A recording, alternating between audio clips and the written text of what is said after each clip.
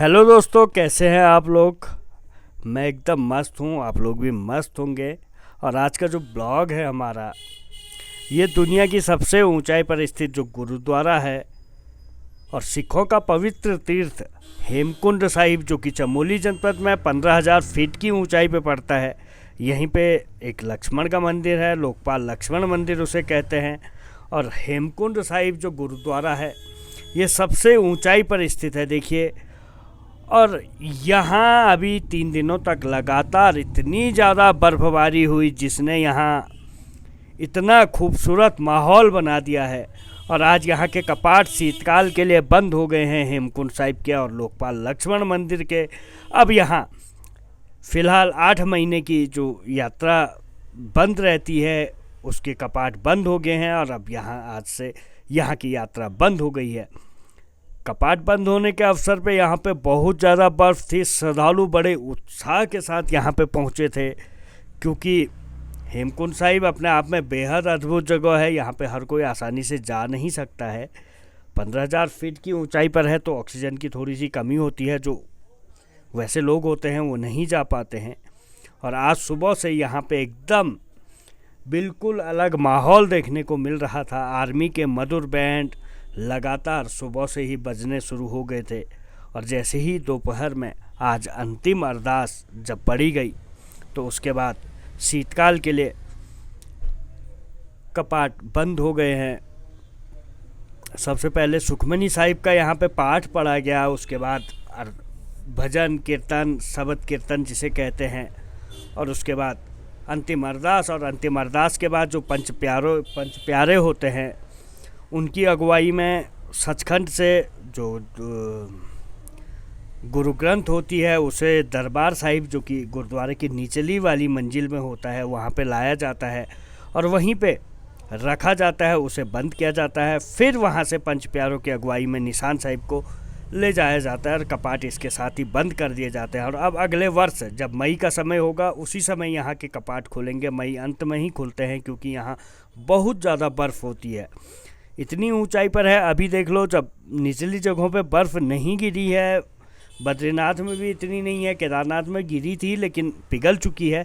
लेकिन हेमकुंड में देखिए आप, ये तस्वीर है, ज़बरदस्त मोटी बर्फ़ की चादर यहाँ पे बिछी हुई है। लगभग 2 से 2.5 फीट बर्फ़ अभी भी यहाँ पे है। और अब ये धीरे धीरे बढ़ती रहेगी यहाँ पे। और जब कपाट खुलते हैं, तो ये पूरा जो गुरुद्वारा होता है वो बर्फ़ की आगोश में होता है।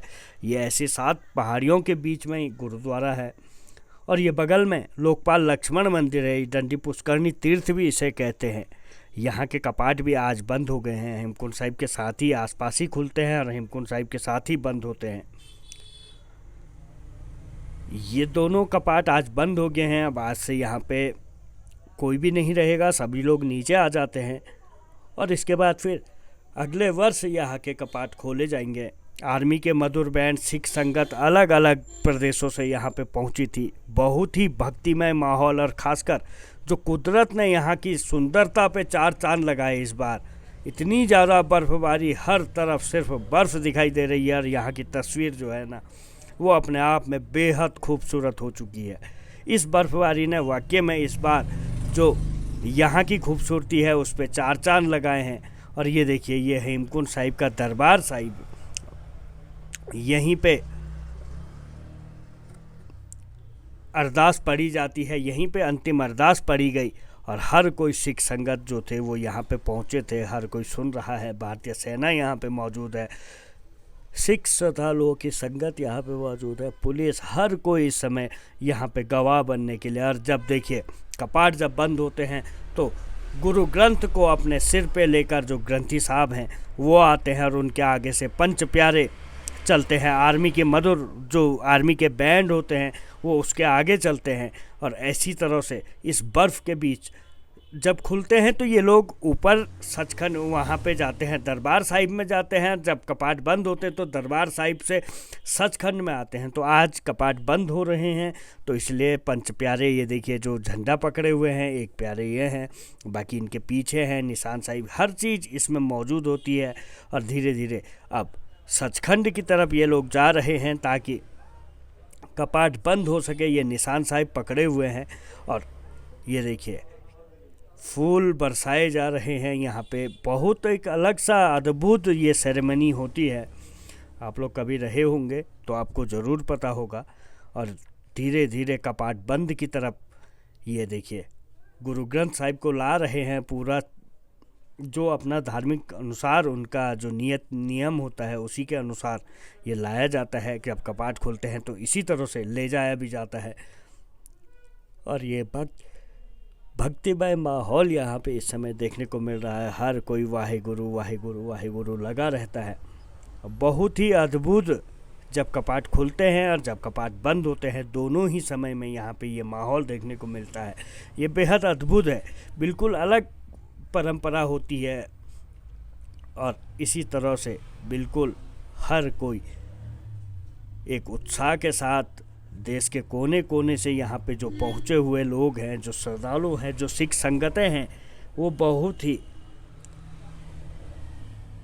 उस तरीके से यहाँ पे चल रहे हैं। और यहीं से सचखंड में जब जाएंगे, ऊपर दरबार साहिब है और नीचे सचखंड है, तो वहीं पे इसे विराजमान करना है और उसके बाद ये शीतकाल के लिए बंद हो जाएगा।